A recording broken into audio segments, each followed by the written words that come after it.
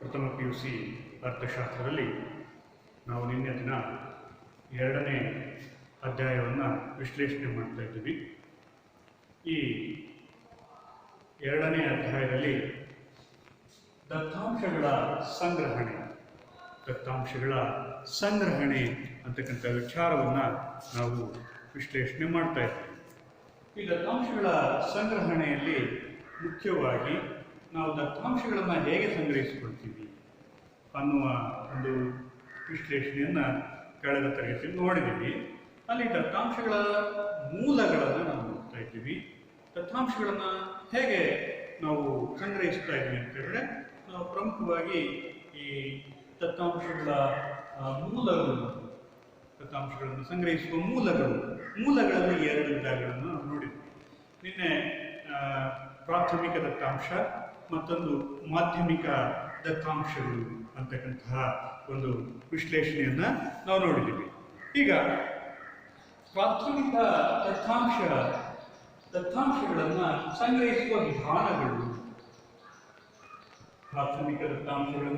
ಸಂಗ್ರಹಿಸುವ ವಿಧಾನಗಳು, ಈ ತರಗತಿಯಲ್ಲಿ ವಿಶ್ಲೇಷಣೆ ಮಾಡಿದ್ವಿ. ಹಾಗಾದರೆ ಪ್ರಾಥಮಿಕ ದತ್ತಾಂಶಗಳು ಅಂದ್ರೆ ಏನು? ಪ್ರಾಥಮಿಕ ದತ್ತಾಂಶಗಳು ಅಂತ ಹೇಳಿದ್ರೆ, ಸಂಶೋಧಕನು ಮೊದಲ ಬಾರಿಗೆ ತನ್ನ ಸ್ವಂತ ಉಪಯೋಗದ ಉದ್ದೇಶಕ್ಕಾಗಿ ಸಂಗ್ರಹಿಸುವಂತಹ ಅಂಕಿ ಅಂಶಗಳನ್ನು ಪ್ರಾಥಮಿಕ ದತ್ತಾಂಶಗಳು ಅಂತ ಹೇಳಿ ಕರೀತೀವಿ. ಪ್ರಾಥಮಿಕ ದತ್ತಾಂಶಗಳು ಅಂತ ಹೇಳಿದ್ರೆ, ಸಂಶೋಧಕನು ಮೊದಲ ಬಾರಿಗೆ ತನ್ನ ಸ್ವಂತ ಉಪಯೋಗಕ್ಕಾಗಿ ಸಂಗ್ರಹಿಸುವಂತಹ ಅಂಕಿ ಅಂಶಗಳನ್ನೇ ನಾವು ಪ್ರಾಥಮಿಕ ದತ್ತಾಂಶಗಳು ಅಂತ ಹೇಳಿ ಕರಿತೀವಿ. ಈ ಪ್ರಾಥಮಿಕ ದತ್ತಾಂಶಗಳು ಮೂಲ ಸ್ವರೂಪವನ್ನು ಹೊಂದಿರ್ತವೆ. ಅಂದ್ರೆ ಮೂಲ ಅದು ಯಾವ ರೀತಿಯಲ್ಲಿ ದೊರೀತಾ ಇರ್ತೋ ಅದನ್ನೇ ಸಂಗ್ರಹಿಸ್ತಾ ಇರ್ತೀವಿ. ಕಚ್ಚಾ ಸ್ವರೂಪವನ್ನು ಹೊಂದಿರ್ತವೆ. ಹಾಗೇನೆ ಅವು ಸಂಶೋಧಕರಿಂದ ನೇರವಾಗಿ ಸಂಗ್ರಹಿಸಲ್ಪಟ್ಟಿರ್ತವೆ. ಹೀಗೆ ಪ್ರಾಥಮಿಕ ದತ್ತಾಂಶಗಳ ಒಂದು ಲಕ್ಷಣಗಳನ್ನು ನಾನು ಕಳೆದ ತರಗತಿಯಲ್ಲಿ ಕೇಳಿದೆ. ಈಗ ಪ್ರಾಥಮಿಕ ದತ್ತಾಂಶಗಳನ್ನ ಸಂಗ್ರಹಿಸುವ ವಿಧಾನಗಳು ಯಾವ್ಯಾವು ಅನ್ನೋದನ್ನ ನೋಡೋಣ.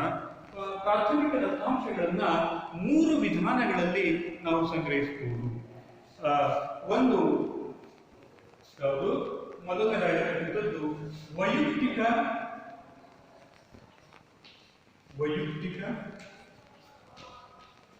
ಸಂದರ್ಶನದ ವಿಧಾನ.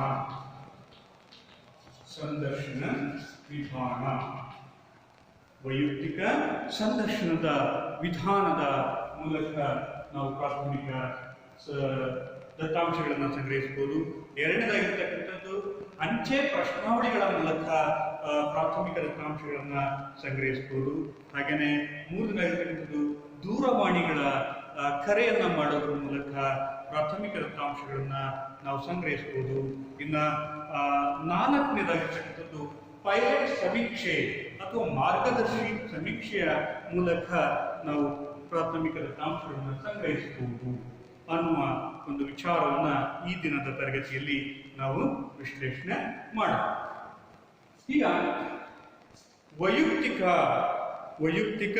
ಸಂದರ್ಶನ ವಿಧಾನ. ಈ ವಿಧಾನದಲ್ಲಿ ಹೇಗೆ ಪ್ರಾಥಮಿಕ ದತ್ತಾಂಶಗಳನ್ನ ನಾವು ಸಂಗ್ರಹಿಸುತ್ತೇವೆ ಅನ್ನೋದನ್ನ ನೋಡೋಣ. ಅಂದ್ರೆ ವೈಯಕ್ತಿಕ ಸಂದರ್ಶನ ಅಂತ ಹೇಳಿದ್ರೆ, ಸಂಶೋಧಕನು ವೈಯಕ್ತಿಕವಾಗಿ ನೇರವಾಗಿ ಸಂದರ್ಶನದ ಮೂಲಕ ಮಾಹಿತಿಯನ್ನ ಸಂಗ್ರಹಿಸಿದರೆ ಅಂತಹ ಮಾಹಿತಿಗಳನ್ನ ವೈಯಕ್ತಿಕ ಸಂದರ್ಶನದ ವಿಧಾನ ಅಂತ ಹೇಳಿ ಕರಿತೀವಿ. ವೈಯಕ್ತಿಕ ಸಂದರ್ಶನದ ವಿಧಾನ ಅಂತ ಹೇಳಿದ್ರೆ, ಸಂಶೋಧಕನು ವೈಯಕ್ತಿಕವಾಗಿ ಮತ್ತು ನೇರವಾಗಿ ಸಂದರ್ಶನ ನಡೆಸೋದ್ರ ಮೂಲಕ, ಪ್ರತಿವಾದಿಯ ಜೊತೆಗೆ ಸಂದರ್ಶನವನ್ನ ನಡೆಸೋದ್ರ ಮೂಲಕ ಮಾಹಿತಿಯನ್ನ ಸಂಗ್ರಹಿಸಿದರೆ ಅದನ್ನ ನಾವು ವೈಯಕ್ತಿಕ ಸಂದರ್ಶನ ಅಂತ ಹೇಳಿ ಕರಿತೀವಿ. ಅಂದ್ರೆ ಇಲ್ಲಿ ಒಬ್ಬ ಸಂಶೋಧಕ ಒಂದು ನಿರ್ದಿಷ್ಟ ಸಮಸ್ಯೆಗೆ ಸಂಬಂಧಿಸಿದಂತೆ ಸಂಶೋಧನೆಯನ್ನು ನಡೆಸ್ತಾ ಇದ್ದಾನೆ. ಈ ಸಂಶೋಧನೆಯನ್ನ ನಡೆಸ್ತಾ ಇರಬೇಕಾದ್ರೆ ಅವನಿಗೆ ಆ ಸಂಶೋಧನೆಗೆ ನೆರವಾಗೋದಕ್ಕೆ ಅನೇಕ ಮಾಹಿತಿಗಳು ಬೇಕಾಗ್ತವೆ. ಆ ಮಾಹಿತಿಗಳನ್ನ ಅವನು ಬೇರೆ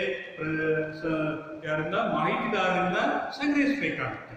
ಯಾರಲ್ಲಿ ಮಾಹಿತಿ ಇರ್ತದೋ ಅವರಿಂದ ಸಂಗ್ರಹಿಸಬೇಕಾಗುತ್ತೆ. ಆ ಯಾರಲ್ಲಿ ಮಾಹಿತಿ ಇರ್ತದೋ ಅವರ ಹತ್ತಿರಕ್ಕೆ, ಆ ವ್ಯಕ್ತಿಯ ಹತ್ತಿರಕ್ಕೆ ಸಂಶೋಧಕ ತೆರಳಿ ಅವರನ್ನ ನೇರವಾಗಿ ಮುಖಾಮುಖಿ ಭೇಟಿಯಾಗಿ ಅಲ್ಲಿ ಅವನಿಗೆ ಬೇಕಾಗಿರ್ತಕ್ಕಂಥ ಮಾಹಿತಿಗಳನ್ನು ಸಂಗ್ರಹಿಸಿ ತನ್ನ ಸಂಶೋಧನೆಗೆ ಬಳಸಿಕೊಂಡಾಗ ಆ ವಿಧಾನವನ್ನ ನಾವು ವೈಯಕ್ತಿಕ ಸಂದರ್ಶನದ ವಿಧಾನ ಅಂತ ಹೇಳಿ ಕರಿತೀವಿ. ಈ ವೈಯಕ್ತಿಕ ಸಂದರ್ಶನದಲ್ಲಿ ಸಂಶೋಧಕ ಸದಸ್ಯರೊಡನೆ ಅಂದರೆ ಮಾಹಿತಿದಾರರೊಡನೆ ಸಂಪರ್ಕ ಹೊಂದಲು ಸಾಧ್ಯವಿದ್ದರೆ ಮಾತ್ರ ಇದು ಈ ವೈಯಕ್ತಿಕ ಸಂದರ್ಶನ ಅಂತಕ್ಕಂಥದ್ದು ನಡೆಯೋದಕ್ಕೆ ಸಾಧ್ಯ ಆಗುತ್ತೆ ಅಂತ ಹೇಳ್ಬೋದು. ಅಂದರೆ ಒಬ್ಬ ಸಂಶೋಧಕ ಸದಸ್ಯರೊಂದಿಗೆ ಅವನ ಸಂಪರ್ಕ ಹೊಂದೋದಕ್ಕೆ ಸಾಧ್ಯ ಆದಾಗ ಮಾತ್ರ ವೈಯಕ್ತಿಕ ಸಂದರ್ಶನ ಅಂತಕ್ಕಂಥ ಮೂಲಕ ನಾವು ಪ್ರಾಥಮಿಕ ದತ್ತಾಂಶಗಳನ್ನ ಸಂಗ್ರಹಿಸಬಹುದು. ಇಲ್ಲ ಅಂತ ಹೇಳಿದ್ರೆ ಅವ್ರನ್ನ ಸಂಪರ್ಕ ಮಾಡೋದಕ್ಕೆ ಆಗೋದಿಲ್ಲ ಅಂತ ಹೇಳಿದ್ರೆ ನಾವು ವೈಯಕ್ತಿಕ ಸಂದರ್ಶನವನ್ನ ನಾವು ಮಾಡೋದಕ್ಕೆ ಸಾಧ್ಯ ಆಗೋದಿಲ್ಲ. ಇಲ್ಲಿ ಪ್ರತಿವಾದಿಯ ಜೊತೆಗೆ ಮುಖಾಮುಖಿಯಾಗಿ ಸಂಪರ್ಕವನ್ನ ಸಾಧಿಸಬೇಕು. ಇಲ್ಲಿ ಪ್ರತಿವಾದಿಯ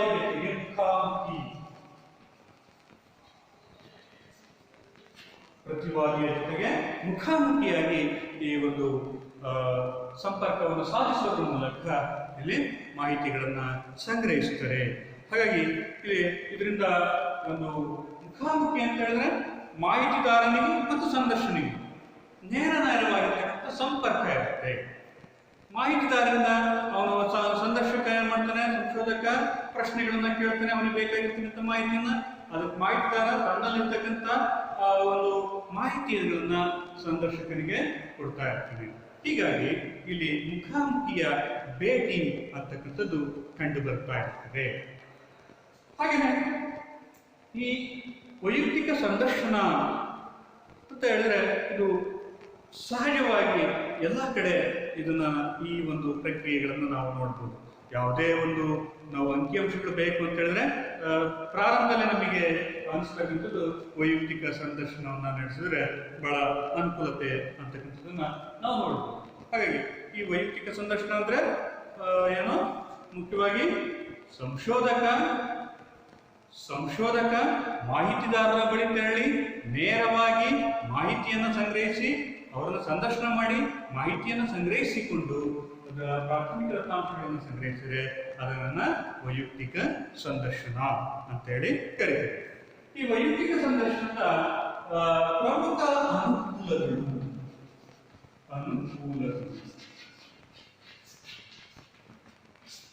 ವೈಯಕ್ತಿಕ ಸಂದರ್ಶನವನ್ನ ನಡೆಸೋದ್ರ ಮೂಲಕ ಪ್ರಾಥಮಿಕ ದತ್ತಾಂಶಗಳನ್ನು ಸಂಗ್ರಹಿಸಿದರೆ ಅದರಿಂದ ಆಗುವಂತಹ ಅನುಕೂಲಗಳು ಏನು ಅಂತ ಹೇಳಿದ್ರೆ, ಒಂದು ಪ್ರತಿಕ್ರಿಯೆಯ ದರ ಗರಿಷ್ಠವಾಗಿರುತ್ತದೆ. ಪ್ರತಿಕ್ರಿಯೆಯ ದರ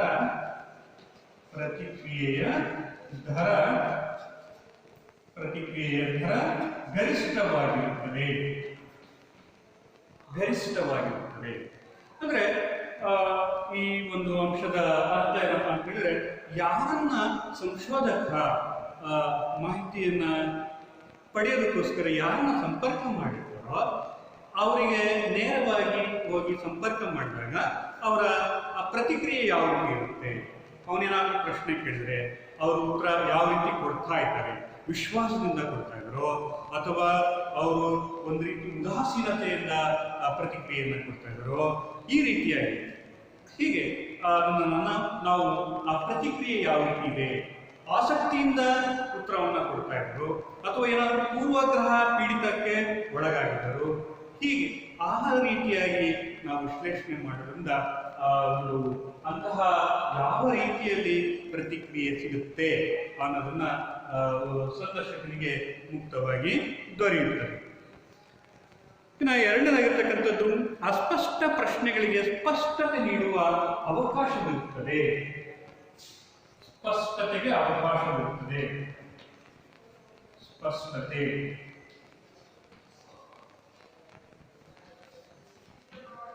ಸ್ಪಷ್ಟತೆಗೆ ಅವಕಾಶವಿರುತ್ತದೆ.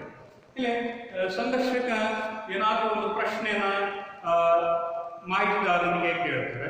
ಕೇಳಿದಂತಹ ಸಂದರ್ಭದಲ್ಲಿ ಮಾಹಿತಿದಾರ ಏನಾದರೂ ಆ ಪ್ರಶ್ನೆ ಅರ್ಥ ಆಗಿಲ್ಲ ಅಂದಾಗ ತಕ್ಷಣನೇ ಅಲ್ಲಿಯೇ ಸಂಶೋಧಕನಿರ್ತಾನೆ ಆ ಪ್ರಶ್ನೆಯನ್ನು ಬಿಡಿಸಿ ಹೇಳಬಹುದು. ಸರಳವಾಗಿ ಅರ್ಥ ಆಗೋ ರೀತಿಯಲ್ಲಿ ಅವನಿಗೆ ಪ್ರಶ್ನೆಯನ್ನ ಕೇಳಬಹುದು. ಅವನಿಗೆ ಅರ್ಥ ಆಯ್ತೋ ಇಲ್ಲೋ ಅನ್ನೋದನ್ನ ಗಮನಿಸಬಹುದು. ಹಾಗಾಗಿ ಇಲ್ಲಿ ಅಸ್ಪಷ್ಟವಾಗಿರ್ತಕ್ಕಂತಹ ಪ್ರಶ್ನೆಗಳಿಗೆ ಸ್ಪಷ್ಟವಾಗಿರ್ತಕ್ಕಂತಹ ಒಂದು ಸ್ಪಷ್ಟನೆಯನ್ನು ನೀಡ್ತಕ್ಕಂತಹ ಅವಕಾಶ ಇರುತ್ತೆ. ಅಥವಾ ಈ ಮಾಹಿತಿದಾರ ಏನಾದರೂ ಅಸ್ಪಷ್ಟತೆಯಿಂದ ಸರಿಯಾದ ರೀತಿ ಉತ್ತರ ಕೊಡಲಿಲ್ಲ, ಒಂದು ವೇಳೆ ಮಾಹಿತಿದಾರ ಸರಿಯಾದ ರೀತಿಯಲ್ಲಿ ಉತ್ತರ ಕೊಡಲಿಲ್ಲ ಅಂದಾಗ ಏನು ಮಾಡ್ಬೋದು, ಸಂಶೋಧಕ ತನಗೆ ಏನು ಪೂರ್ಣವಾಗಿ ಈ ಒಂದು ನಂಬಿಕೆ ಬರುವವರೆಗೂ ಅವರನ್ನ ಪ್ರಶ್ನಿಸ್ತಾ ಹೋಗ್ಬೋದು. ತನಗೆ ಬೇಕಾಗಿರ್ತಕ್ಕಂಥ ಉತ್ತರ ದೊರೆಯುವವರೆಗೂ ಆ ಮಾಹಿತಿದಾರರನ್ನ ಪ್ರಶ್ನಿಸ್ತಾ ಹೋಗ್ಬೋದು. ಉತ್ತರದಲ್ಲಿ ಅಸ್ಪಷ್ಟತೆ ಇಲ್ಲ ಅಂದ್ರೆ ಸ್ಪಷ್ಟ ಉತ್ತರವನ್ನ ಪಡೆಯುವವರೆಗೂ ಸಹ ಅವ್ರನ್ನ ನಾವು ಸಂದರ್ಶನವನ್ನ ಮಾಡೋದಕ್ಕೆ ಅವಕಾಶ ಇರುತ್ತೆ. ಯಾವುದರಲ್ಲಿ? ವೈಯಕ್ತಿಕ ಸಂದರ್ಶನದಲ್ಲಿ. ಇನ್ನು ಮೂರನೇದಾಗಿರ್ತಕ್ಕಂಥದ್ದು, ಎಲ್ಲ ರೀತಿಯ ಪ್ರಶ್ನೆಗಳಿಗೆ ಪ್ರತಿವಾದಿಗೆ ಕೇಳುವ ಅವಕಾಶವಿರುತ್ತದೆ. ಎಲ್ಲ ರೀತಿಯ ಪ್ರಶ್ನೆಗಳನ್ನ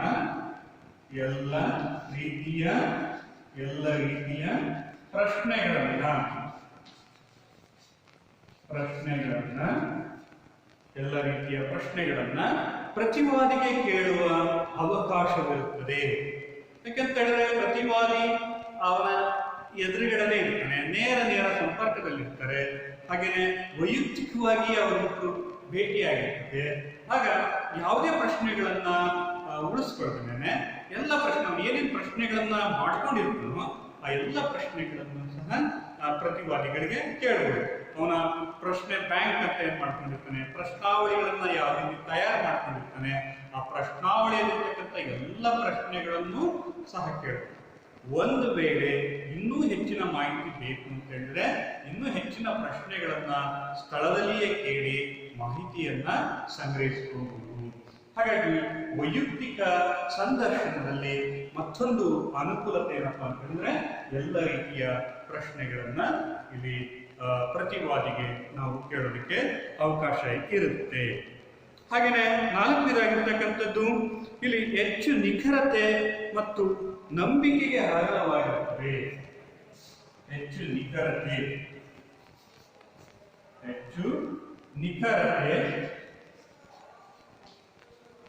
ಮತ್ತು ನಂಬಿಕೆಗೆ ಅರ್ಹವಾಗಿರ್ತಕ್ಕಂಥ ಅರ್ಹತೆಯನ್ನ ಹೊಂದಿರತಕ್ಕಂತಹ ಉತ್ತರವನ್ನ ಪಡೆಯಬಹುದು. ಇಲ್ಲಿ ಪ್ರತಿವಾದಿಯ ಜೊತೆಗೆ ನೇರವಾಗಿ ನಾವು ಮಾತನಾಡುವುದರಿಂದ ಅವರ ಒಂದು ಅವರ ಅಸ್ತಿತ್ವದಲ್ಲಿಯೇ ನಾವು ಮಾತಾಡೋದ್ರಿಂದ ಏನಾಗುತ್ತೆ, ಹೆಚ್ಚು ನಿಖರವಾಗಿರ್ತಕ್ಕಂತಹ ಒಂದು ಉತ್ತರವನ್ನ ನಮಗೆ ಕೊಡ್ಬೋದು. ಆ ಉತ್ತರ ಅವರಿಂದ ನಾವು ಪಡೆದಾಗ ಅದು ಸರಿಯಾದ ಉತ್ತರ, ಅದು ಆ ಉತ್ತರದ ಮೇಲೆ ನಮಗೆ ನಂಬಿಕೆ ಬರುತ್ತೆ. ಆ ನಂಬಿಕೆಯಿಂದ ನಮ್ಮ ಸಂಶೋಧನೆಗೆ ನಾವು ಆ ದತ್ತಾಂಶಗಳನ್ನ ಬಳಸ್ಕೊಳ್ಳೋದಕ್ಕೆ ಸಹಾಯ ಆಗುತ್ತೆ. ಹೀಗೆ ವೈಯಕ್ತಿಕ ಸಂದರ್ಶನದಿಂದ ಆಗ್ತಕ್ಕಂತಹ ಅನುಕೂಲಗಳು ವೈಯಕ್ತಿಕ ಸಂದರ್ಶನ. ಇನ್ನ ಈ ವೈಯಕ್ತಿಕ ಸಂದರ್ಶನದಿಂದ ಆಗುವಂತಹ ಅನಾನುಕೂಲಗಳು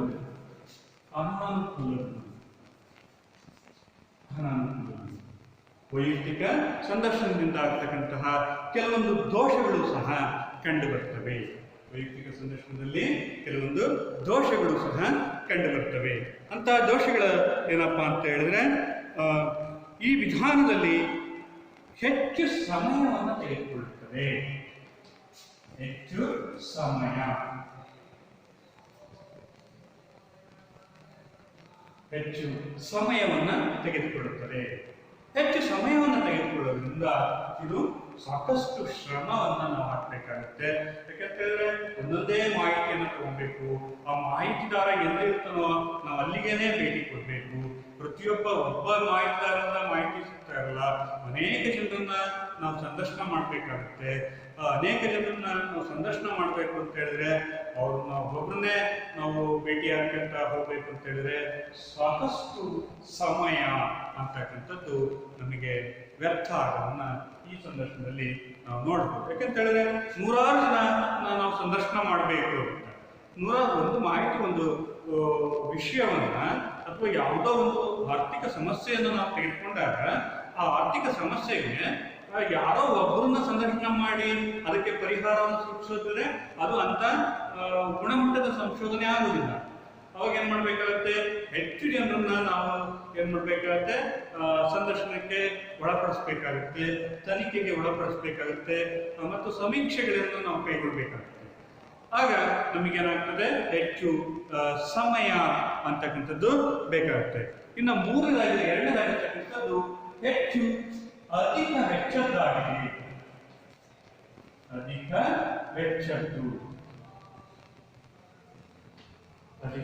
ವೆಚ್ಚದ್ದಾಗಿದೆ. ವೈಯಕ್ತಿಕ ಸಂದರ್ಶನ ವಿಧಾನದಲ್ಲಿ ಅನಾನುಕೂಲಗಳು ಏನಪ್ಪಾ ಅಂತ ಹೇಳಿದ್ರೆ, ಒಂದು ಹೆಚ್ಚು ಸಮಯವನ್ನು ತೆಗೆದುಕೊಳ್ಳುತ್ತೆ, ಈ ದತ್ತಾಂಶಗಳನ್ನ ಸಂಗ್ರಹಿಸಬೇಕಾದ್ರೆ ಮತ್ತೆ ವೆಚ್ಚ ಆಗುತ್ತೆ, ಹಣ ಸಾಕಷ್ಟು ಖರ್ಚಾಗುತ್ತೆ. ಯಾಕಂತ ಹೇಳಿದ್ರೆ ಒಬ್ಬೊಬ್ಬರನ್ನೇ ಭೇಟಿಯಾಗಬೇಕು, ಒಬ್ಬ ಒಂದು ಹಳ್ಳಿಯಲ್ಲಿ ಇರ್ತಾರೆ, ಮತ್ತೊಬ್ಬ ಇನ್ನೊಂದು ಹಳ್ಳಿಯಲ್ಲಿ ಇರ್ತಾರೆ, ನಗರದಲ್ಲಿ ಇರ್ತಾರೆ, ಎಲ್ಲೋ ಇರ್ತಾರೆ, ಅವ್ರನ್ನ ನಾವು ಭೇಟಿಯಾಗಬೇಕು ಅಂತ ಹೇಳಿದ್ರೆ ನಮಗೇನು ಬೇಕಾಗುತ್ತೆ, ಹಣದ ಸಹಾಯನೂ ಸಹ ಬೇಕಾಗುತ್ತೆ, ಸಮಯದ ಅವಕಾಶಗಳು ಸಹ ಬೇಕಾಗುತ್ತೆ. ಈ ಹಣ ಅಂತಕ್ಕಂಥದ್ದು ಸಂಶೋಧನೆಗಾಗಿ ಸಾಕಷ್ಟು ಹಣವನ್ನ ವೆಚ್ಚ ಮಾಡಬೇಕಾಗುತ್ತದೆ. ಹಾಗೆಯೇ ಮೂರನೇದಾಗಿರ್ತಕ್ಕಂಥದ್ದು, ಈ ವಿಧಾನದಲ್ಲಿ ಸಂಶೋಧಕ ಪ್ರತಿವಾದಿಯ ಮೇಲೆ ಪ್ರಭಾವ ಬೀರುವ ಅವಕಾಶವಿರುತ್ತದೆ. ಪ್ರತಿವಾದಿಯ ಮೇಲೆ ಪ್ರಭಾವ ಬೀರುವ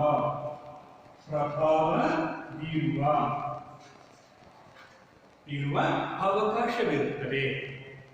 ವೈಯಕ್ತಿಕ ಸಂದರ್ಶನದಲ್ಲಿ ಪ್ರತಿವಾದಿಯ ಮೇಲೆ ಪ್ರಭಾವವನ್ನು ಸಹ ಬೀರಬಹುದು. ಅಂದ್ರೆ ಅವನಿಗೆ ಪ್ರತಿವಾದಿ ಸರಿಯಾದ ರೀತಿ ಉತ್ತರ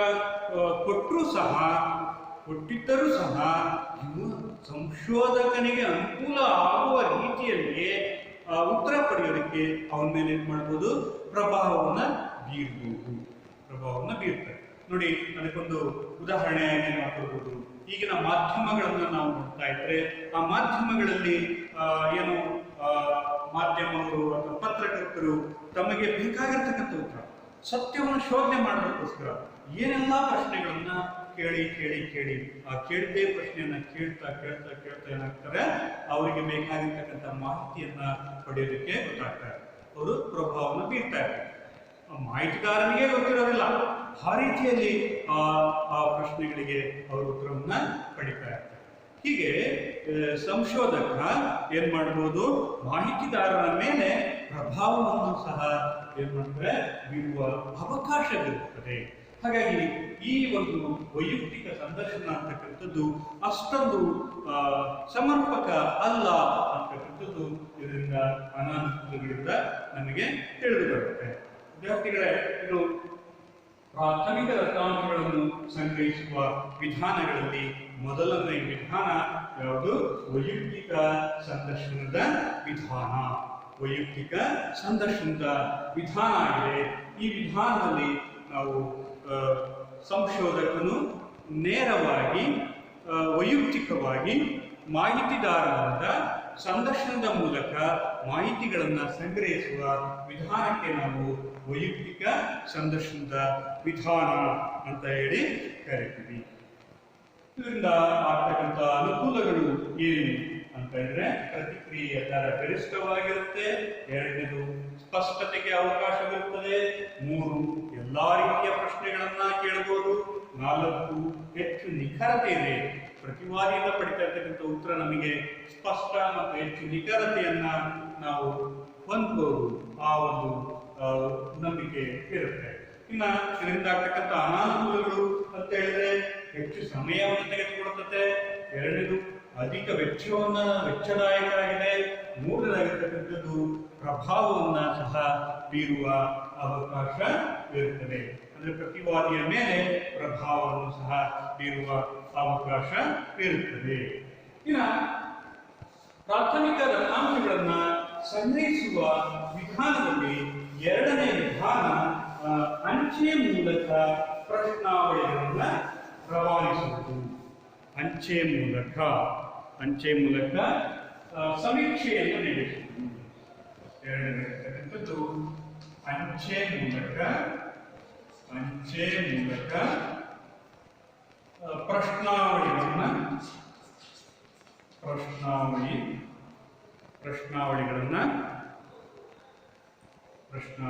ಅಂಚೆ ಮೂಲಕ ಪ್ರಶ್ನಾವಳಿಗಳನ್ನ ತಯಾರಿಸುವುದರ ಮೂಲಕ ಸಮೀಕ್ಷೆ ನಡೆಸುವುದು.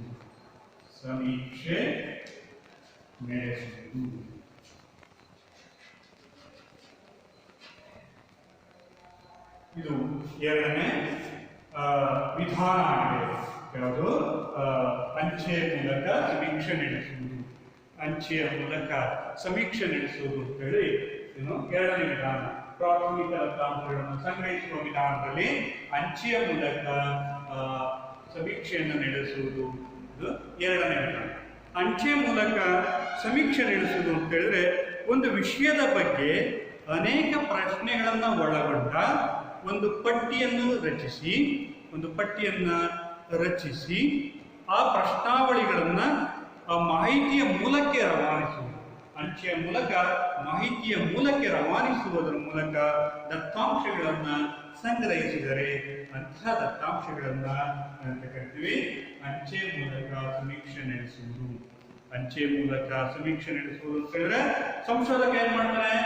ಮೊದಲನೇ ಒಂದು ಪ್ರಶ್ನಾವಳಿಗಳನ್ನ ಪಟ್ಟಿಯನ್ನ ತಯಾರು ಮಾಡ್ತಾನೆ. ಏನೇನು ಪ್ರಶ್ನೆಗಳನ್ನ ಕೇಳಬೇಕು ಅಂತ, ಯಾವ ಪ್ರಶ್ನೆಗಳನ್ನ ಸಂಶೋಧಕ ಮಾಹಿತಿದಾರನಿಗೆ ಕೇಳಬೇಕು ಅಂತಕ್ಕಂಥ ಪ್ರಶ್ನೆಗಳನ್ನ ಮೊದಲೇನೆ ಒಂದು ಪ್ರಶ್ನಾವಳಿಗಳನ್ನ ರಚಿಸ್ಕೊಳ್ತಾನೆ. ಆ ರಚಿಸ್ಕೊಂಡಿರ್ತಕ್ಕಂಥ ಪ್ರಶ್ನಾವಳಿಗಳನ್ನೆಲ್ಲವನ್ನು ಏನ್ ಮಾಡ್ತಾನಪ್ಪ ಅಂತ ಹೇಳಿದ್ರೆ ಯಾರು ಮಾಹಿತಿದಾರರಿರ್ತಾನೋ, ಯಾರು ಆ ಪ್ರಶ್ನೆಗಳಿಗೆ ಉತ್ತರಿಸ್ತಾರೆ ಅಂತಕ್ಕಂಥ ನಂಬಿಕೆ ಇರುತ್ತಲ್ಲ ಅವರಿಗೆ ಆ ಪ್ರಶ್ನಾವಳಿಗಳನ್ನ ಏನ್ ಮಾಡ್ತಾನೆ ಅಂಚೆಯ ಮೂಲಕ ಆ ಮಾಹಿತಿದಾರನಿಗೆ ಕಳುಹಿಸಿ ಅವರಿಗೆ ಆ ಪ್ರಶ್ನೆಗಳಿಗೆ ಉತ್ತರಿಸಿ ಏನು ವಾಪಸ್ ಕಳಿಸಿಕೊಡುವುದು ಕೋರ್ತಾರೆ. ರಿಕ್ವೆಸ್ಟ್ ಮಾಡ್ಕೊಳ್ತಾನೆ, ಕೋರ್ಟ್ ನನಗೆ ಆ ಪ್ರಶ್ನೆಗಳಿಗೆ ಉತ್ತರವನ್ನ ಬರೆದು ಕಳುಹಿಸಿ ಅಂತ ಹೇಳಿ ಅವರಿಗೆ ರಿಕ್ವೆಸ್ಟ್ ಮಾಡ್ಕೊಳ್ತಾನೆ. ಆ ರೀತಿ ಮಾಹಿತಿಗಳನ್ನ ಸಂಗ್ರಹಿಸುವುದಕ್ಕೆ ಅಂತ ಕರಿತೀವಿ ಅಂಚೆ ಮೂಲಕ ಸಮೀಕ್ಷೆ ನಡೆಸುವುದು ಅಂತ ಹೇಳಿ ನಾವು ಕರಿತೀವಿ. ಅಂದ್ರೆ ಇಲ್ಲಿ ವೈಯಕ್ತಿಕ ಸಂದರ್ಶನದಲ್ಲಿ ಏನಾಗಿತ್ತು? ವೈಯಕ್ತಿಕ ಸಂದರ್ಶನದಲ್ಲಿ ಸಂಶೋಧಕ ನೇರವಾಗಿಯೇ ಅವನು ಏನ್ ಮಾಡಿದ್ದ ಮಾಹಿತಿದಾರನ ಮೂಲಕ್ಕೆ ತೆರಳುತ್ತಾನೆ. ಆ ವ್ಯಕ್ತಿಯ ಸಂಶೋಧಕನೇ ತೆರಳಿ ಅಲ್ಲಿ ಮಾಹಿತಿದಾರರಿಂದ ಹೋಗಿ ಅಲ್ಲಿಯೇ ಪ್ರಶ್ನಾವಳಿಗಳನ್ನು ಕೇಳಿ ಅಲ್ಲಿಂದನೇ ಉತ್ತರವನ್ನು ತಗೊಂಡ್ಬಂದಿರ್ತಾನೆ. ಆದ್ರೆ ಇಲ್ಲಿ ಸಂಶೋಧಕ ಯಾವುದೇ ಮಾಹಿತಿದಾರನ ಮನೆಗಾಗಲಿ ಅಥವಾ ಪ್ರತ್ಯಕ್ಷ ಭೇಟಿಗಾಗಲಿ ಹೋಗುವುದಿಲ್ಲ. ಅವನೇನ್ ಮಾಡ್ತಾನೆ? ಪ್ರಶ್ನಾವಳಿಗಳನ್ನು ರಚನೆ ಮಾಡ್ತಾನೆ, ಮಾಹಿತಿದಾರರು ಎಲ್ಲಿದ್ದಾರೆ ಅನ್ನೋದು ನೋಡ್ತಾನೆ, ಮಾಹಿತಿದಾರರು ಯಾರು ಉತ್ತರವನ್ನು ಕೊಡ್ಬೋದು ಅನ್ನೋದನ್ನು ಗಮನಿಸ್ತಾನೆ. ಅವರಿಗೆ ಆ ಒಂದು ಪಟ್ಟಿಯನ್ನ ರಚಿಸಿ ಅವ್ರಿಗೆ ಏನ್ ಮಾಡ್ತಾರೆ ಅಂಚೆ ಮೂಲಕ ಆ ಪ್ರಶ್ನಾವಳಿಯ ಪಟ್ಟಿಯನ್ನ ಕಳಿಸ್ಕೊಡ್ತಾರೆ. ಅವರು ಆ ಮಾಹಿತಿದಾರ ಏನ್ ಮಾಡ್ತಾರೆ ಅಲ್ಲಿ ಆ ಪ್ರಶ್ನಾವಳಿಗಳಿಗೆ ಅವ್ರಿಗೆ ಗೊತ್ತಿರ್ತಕ್ಕಂಥ ಪ್ರಶ್ನಾವಳಿಗಳಿಗೆ ಎಲ್ಲ ಉತ್ತರವನ್ನ ಬರೀತಾರೆ. ಮತ್ತೆ ಅವರು ವಾಪಸ್ ಯಾರಿಗೆ ಕಳಿಸ್ಕೊಡ್ತಾರೆ? ಸಂಶೋಧಕರಿಗೆ ಆ ಅಂಚೆಯ ಮೂಲಕನೇ ಮಾಹಿತಿಯನ್ನ ಕಳಿಸಿಕೊಡ್ತಾರೆ. ಈ ಪ್ರಕ್ರಿಯೆಗೆ ನಾವೆಂತ ಕರಿತೀವಿ? ಅಂಚೆ ಮೂಲಕ ಸಮೀಕ್ಷೆ ನಡೆಸುವುದು ಅಂತೇಳಿ ಕರಿತೀವಿ. ಈ ಅಂಚೆ ಮೂಲಕ ಪ್ರಶ್ನಾವಳಿಯನ್ನ ಮೂಲಕ ಸಮೀಕ್ಷೆ ನಡೆಸುವುದರಿಂದ ಆಗುವಂತಹ ಅನುಕೂಲಗಳು ಏನು? ಅನುಕೂಲಗಳು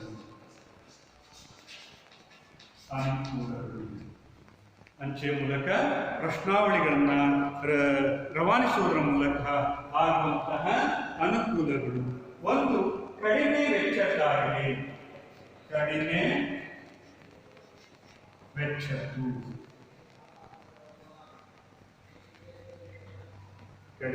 ವೆಚ್ಚದ್ದು. ಈ ಅಂಚೆ ಮೂಲಕ ಪ್ರಶ್ನಾವಳಿಗಳನ್ನ ಕಳುಹಿಸಿ ಸಮೀಕ್ಷೆ ನಡೆಸೋದ್ರಿಂದ ಸಂಶೋಧಕರಿಗೆ ಏನಾಗುತ್ತೆ? ಹಣದ ಉಳಿತಾಯ ಆಗುತ್ತೆ. ಯಾವುದಕ್ಕೆ ಕಂಪೇರ್ ಮಾಡಿದ್ರೆ ನಾವು ಸಾಪೇಕ್ಷವಾಗಿ ಈ ವೈಯಕ್ತಿಕ ಸಂದರ್ಶನಕ್ಕೆ ಹೋಲಿಕೆ ಮಾಡಿಕೊಂಡಾಗ ಆಗ ಆಗ ಅಂಚೆ ಮೂಲಕ ಸಮೀಕ್ಷೆ ಮಾಡೋದ್ರಿಂದ ನಮಗೆ ಉಳಿತಾಯ ಆಗುತ್ತೆ, ಅಂದ್ರೆ ಸಂಶೋಧಕನಿಗೆ ಉಳಿತಾಯ ಆಗುತ್ತೆ. ಆಗ ಅವನಿಗೆ ಕಡಿಮೆ ವೆಚ್ಚ ಆಗುತ್ತೆ. ಯಾಕಂತ ಹೇಳಿದ್ರೆ ವೈಯಕ್ತಿಕ ಸಂದರ್ಶನದಲ್ಲಿ ಏನ್ ಮಾಡ್ಬೇಕಾಗಿತ್ತು, ಮಾಹಿತಿದಾರ ನೂರಾರು ಜನ ಇದ್ದಾಗ ನೂರಾರು ಸ್ಥಳಗಳಿಗೆ ಹೋಗಿ ಭೇಟಿ ಮಾಡ್ಬೇಕಾಗುತ್ತೆ. ಭೇಟಿ ಮಾಡಿದಾಗ ಅಲ್ಲಿ ಏನಾಗುತ್ತೆ, ಅಧಿಕ ವೆಚ್ಚ ಆಗುತ್ತೆ. ವೆಚ್ಚ ಅಧಿಕ ಆಗುತ್ತೆ. ಅದಕ್ಕೆ ನಾವು ಪರ್ಯಾಯವಾಗಿ ಈ ವಿಧಾನವನ್ನು ಅನುಸರಿಸಬೇಕು. ಅಧಿಕ ವೆಚ್ಚ ಅಂದಾಗ ಪರ್ಯಾಯವಾಗಿ ಈ ಅಂಚೆ ಮೂಲಕ ಸಮೀಕ್ಷೆ ನಡೆಸುವ ವಿಧಾನವನ್ನ ಸೂಕ್ತ ಅನ್ಸುತ್ತೆ. ಯಾಕಂತ ಹೇಳಿದ್ರೆ ಅಲ್ಲಿ ಮಾಹಿತಿ ಸಂಶೋಧಕ ಅವನು ಯಾವ ಸ್ಥಳಗಳಿಗೂ ತೆರಳೋದಿಲ್ಲ, ಅವನು ಇದ್ದಂತ ಕಚೇರಿಯಿಂದಲೇ ಎಲ್ಲ ಪತ್ರಗಳನ್ನ ಮಾಹಿತಿದಾರ ಮೂಲಗಳಿಗೆ ಕಳಿಸ್ಬೋದು. ನೂರಾರು ಜನ ಮಾಹಿತಿದಾರರ ಮೂಲಗಳಿಗೆ ಕಳಿಸಿ ಆ ಎಲ್ಲ ಮಾಹಿತಿದಾರರಿಂದ ಏಕಕಾಲದಲ್ಲಿ ಮಾಹಿತಿಗಳನ್ನು ಸಂಗ್ರಹಿಸಿ ಅವನಿಗೆ ಏನಾಗುತ್ತೆ, ಕಡಿಮೆ ವೆಚ್ಚ ಬರುತ್ತದೆ. ಯಾಕೆಂದ್ರೆ ಯಾವುದೇ ಹಳ್ಳಿಗಳಿಗೆ, ಯಾವುದೇ ನಗರಗಳಿಗೆ, ಯಾವುದೇ ಮನೆಗಳಿಗೆ ಭೇಟಿ ಕೊಡೋ ಅವಶ್ಯಕತೆ ಇಲ್ಲ. ಅದೆಲ್ಲ ಸಹ ಅಂಚೆ ಮೂಲಕನೇ ಆ ಒಂದು ಪತ್ರಗಳು ರವಾನೆ ಆಗುತ್ತೆ. ಹಾಗಾಗಿ ಇಲ್ಲಿ ಕಡಿಮೆ ವೆಚ್ಚ ಅಂತಕ್ಕಂಥದ್ದು ಕಂಡು ಬರುತ್ತೆ. ಇನ್ನು ಎರಡನೇದಾಗಿರ್ತಕ್ಕಂಥದ್ದು ಪ್ರಭಾವ ಬೀರುವುದು. ತನಿಖಾದಾರರ ಮೇಲೆ ಪ್ರಭಾವ ಬೀರುವ ಅವಕಾಶವಿರುವುದಿಲ್ಲ. ತನಿಖಾದಾರನ ಮೇಲೆ ಪ್ರಭಾವ ಬೀರುವ ಅವಕಾಶವಿಲ್ಲ. ಮಾಹಿತಿದಾರರ ಮೇಲೆ ಯಾವುದೇ ರೀತಿಯಾಗಿರ್ತಕ್ಕಂಥ ಪ್ರಭಾವ ಬೀರೋದಕ್ಕೆ ಅವಕಾಶ ಇರೋದಿಲ್ಲ. ಇಲ್ಲಿ ವೈಯಕ್ತಿಕ ಸಂದರ್ಶನದಲ್ಲಾದ್ರೆ ಮಾಹಿತಿದಾರರ ಮೇಲೆ ಏನ್ ಮಾಡಬಹುದು, ಅವಕಾಶ ಈ ಒಂದು ಪ್ರಭಾವವನ್ನು ಬೀರ್ಬೋದು. ಅವನಿಗೆ ಹೀಗೆ ಉತ್ತರ ಹೇಳಿ, ಇದೇ ತರನೇ ಉತ್ತರ ಬರಬೇಕು ಅಂತ ಹೇಳಿ ಅವ್ರ ಮೇಲೆ ಏನ್ ಮಾಡ್ಬೋದಾಗಿತ್ತು, ಪ್ರೇರೇಪಿಸಬಹುದು. ಆದ್ರೆ ಇಲ್ಲಿ ಅಂಚೆ ಮೂಲಕ ಪ್ರಶ್ನಾವಳಿಗಳನ್ನ ಕಳಿಸಿದಾಗ ಯಾವುದೇ ರೀತಿಯಾಗಿರ್ತಕ್ಕಂತಹ ಒಂದು ಪ್ರಭಾವವನ್ನು ಬೀರೋದಕ್ಕೆ ಸಾಧ್ಯ ಆಗಲ್ಲ.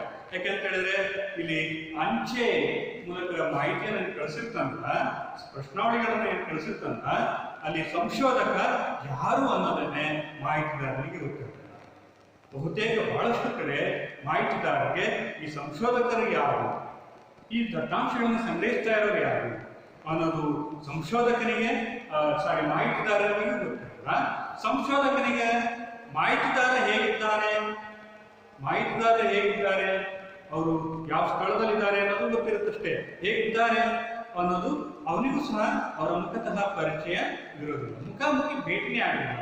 ಸಂಶೋಧಕ ಮತ್ತು ಮಾಹಿತಿದಾರರು ಮುಖಾಮುಖಿ ಭೇಟಿಯಾಗಲಿಲ್ಲ. ಅವರ ಒಂದು ಗೈರು ಹಾಜರಿಯಲ್ಲಿ ಈ ಮಾಹಿತಿಗಳು ವಿನಿಮಯ ಆಗೋದ್ರಿಂದ ಇಲ್ಲಿ ಮಾಹಿತಿದಾರರ ಮೇಲೆ ಪ್ರಭಾವ ಬೀರೋದಕ್ಕೆ ಅವಕಾಶ ಇರೋದಿಲ್ಲ.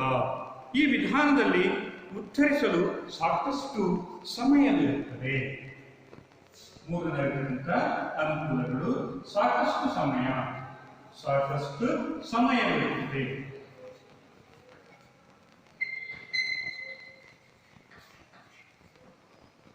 ಈ ಅಂಚೆ ಮೂಲಕ ಸಮೀಕ್ಷೆಯನ್ನ ನಡೆಸೋದ್ರಿಂದ ಆಗುವಂತಹ ಅನುಕೂಲಗಳು ಏನು ಅಂತ ಮತ್ತೊಂದು ಅನುಕೂಲ ಅಂತ ಹೇಳಿದ್ರೆ ಸಾಕಷ್ಟು ಸಮಯವಿರುತ್ತದೆ.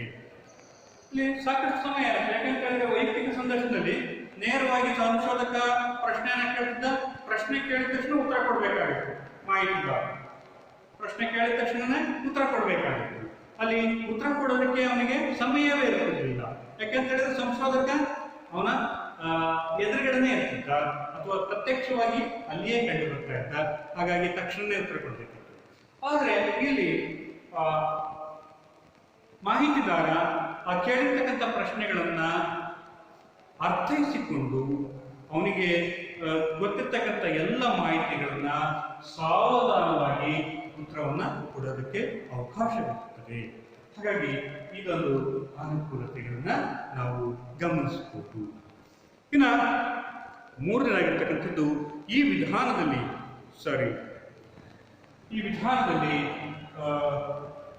ಕಡಿಮೆ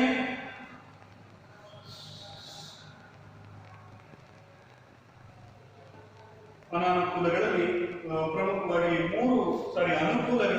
ಪ್ರಮುಖವಾಗಿ ಮೂರು ಅಂಶಗಳನ್ನ ನಾವು ನೋಡಬಹುದು. ಇನ್ನು ನಂತರ ಅನಾನುಕೂಲಗಳು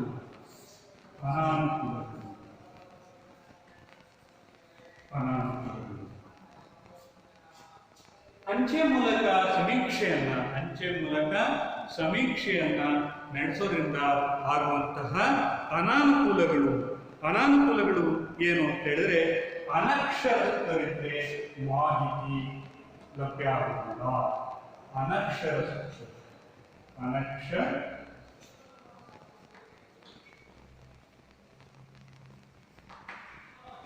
ಅನಕ್ಷರಸ್ಥರಿಂದ ಮಾಹಿತಿಯನ್ನು ಪಡೆಯೋದಕ್ಕೆ ಸಾಧ್ಯ ಆಗುತ್ತಿಲ್ಲ.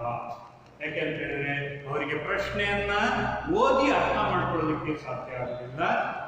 ಒಂದು. ಎರಡನೇದಾಗಿರ್ತಕ್ಕಂಥದ್ದು, ಅವರಿಗೆ ಬರವಣಿಗೆ ಬರೆಯೋದಕ್ಕೆ ಬರುವುದಿಲ್ಲ. ಬೇಕಾದ್ರೆ ಅವರ ಮಾಹಿತಿಯನ್ನ ಹಾಗೆಯೇ ನೇರವಾಗಿ ಸಂದರ್ಶನ ಮೂಲಕ ಕೇಳಬಹುದೇ ಹೊರತು, ಇಲ್ಲಿ ಅನಕ್ಷರಸ್ಥರೇನಾದರೂ ಮಾಹಿತಿಗಾರರು ಕೂಡ ಇದ್ರೆ ಆಗ ನಮಗೆ ಯಾವುದೇ ಮಾಹಿತಿಗಳು, ಯಾವುದೇ ದತ್ತಾಂಶಗಳನ್ನ ಸಂಗ್ರಹಿಸಿಕೊಳ್ಳೋದಕ್ಕೆ ಸಾಧ್ಯ ಆಗುವುದಿಲ್ಲ. ಹಾಗಾಗಿ ಅಂಚೆಯ ಮೂಲಕ ಸಮೀಕ್ಷೆ ನಡೆಸುವುದರಿಂದ ಆಗ್ತಕ್ಕಂತಹ ಮೊದಲನೇ ಅನಾನುಕೂಲ ಅಂತ ಹೇಳಿದ್ರೆ, ಅನಕ್ಷರಸ್ಥರಿದ್ರೆ ಈ ವಿಧಾನ ಅಷ್ಟೊಂದು ಸಮಂಜಸ ಅಲ್ಲವೇ ಅಲ್ಲ. ಇನ್ನು ಎರಡನೇದಾಗಿರ್ತಕ್ಕಂಥದ್ದು, ಉತ್ತರಿಸಲು ಅಸ್ಪಷ್ಟ ಪ್ರಶ್ನೆಗಳಿದ್ದರೆ ಉತ್ತರಿಸಲು ಕಷ್ಟವಾಗಬಹುದು. ಅಸ್ಪಷ್ಟ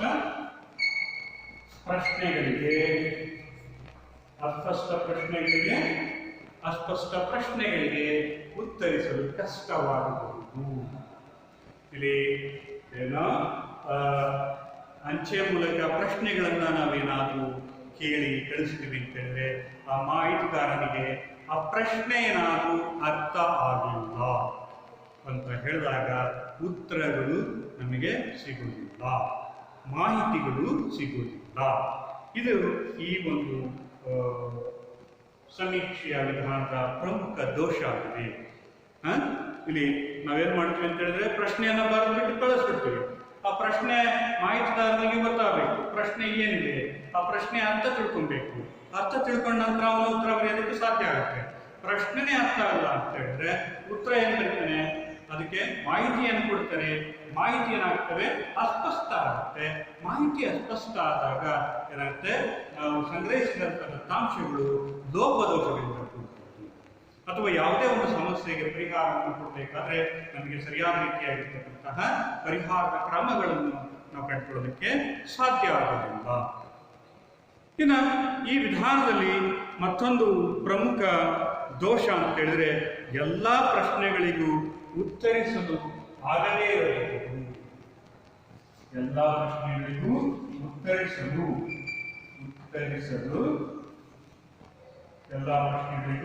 ಉತ್ತರಿಸಲು ಸಾಧ್ಯವಾಗದಿರಬೇಕು.